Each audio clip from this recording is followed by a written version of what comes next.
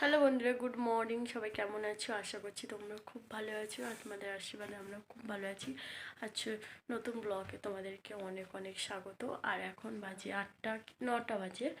তো হচ্ছে কি, দিদা কালকের এসছে, আজকে চলে যাচ্ছে। তো উনি স্নান টান করে নিয়ে আর চলো দেখছি, মনটা খারাপ লাগছে কারণ এসব এলে না খুব আমার ভালো লাগে। দিদা এলে, দিদা চলে যাচ্ছে। তো চলো, আমি একটুখানি চন্দন নেব। ওই দাও, ওই আমার একটু দাও।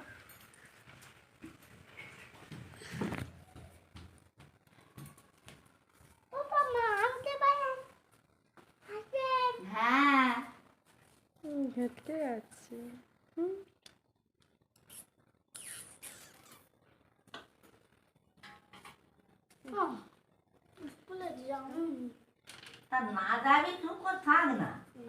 কেন স্কুলে যাবে না তুমি?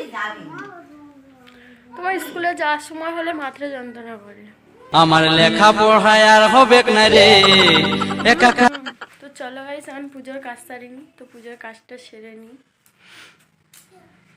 চলো চলো চলো।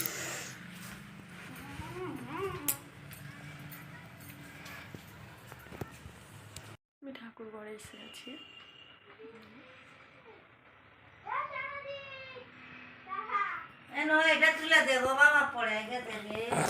এই যে দেখো, দিদার এগিয়ে দিতে যাচ্ছি আমি।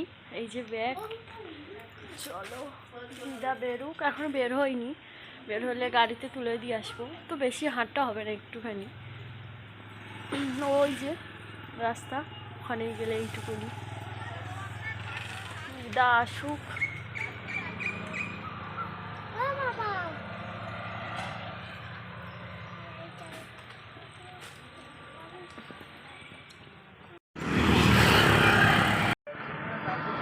আসবে ওদিকে।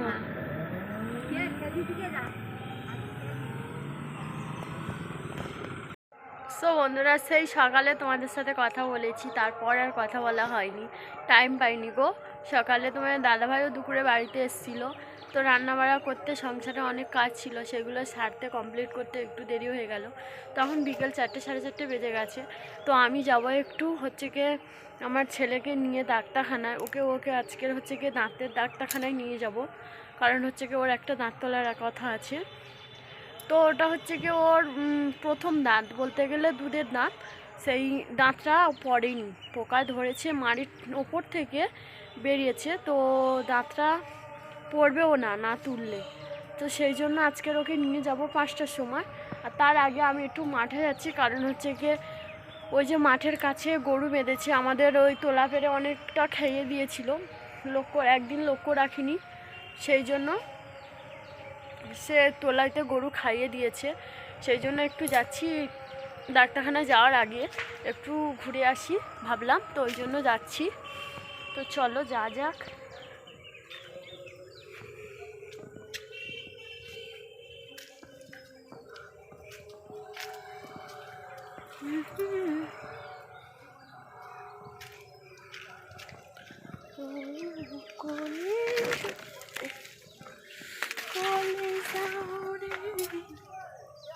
এই যে দেখো, এই যে গরু বেঁধেছে, ওই আরেকটা বেঁধেছে, আর একদম তোলার পাশেই একটা বাছুর বেঁধেছে।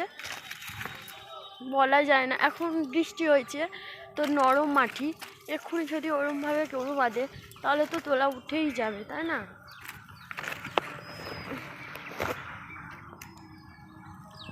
এই যে দেখো, ওই যে রুয়েছে তোমার দাদা ভাই, আর হচ্ছে কি এই যে গরু বেঁধেছে, এখান থেকে উঠতে যেতে কতক্ষণ।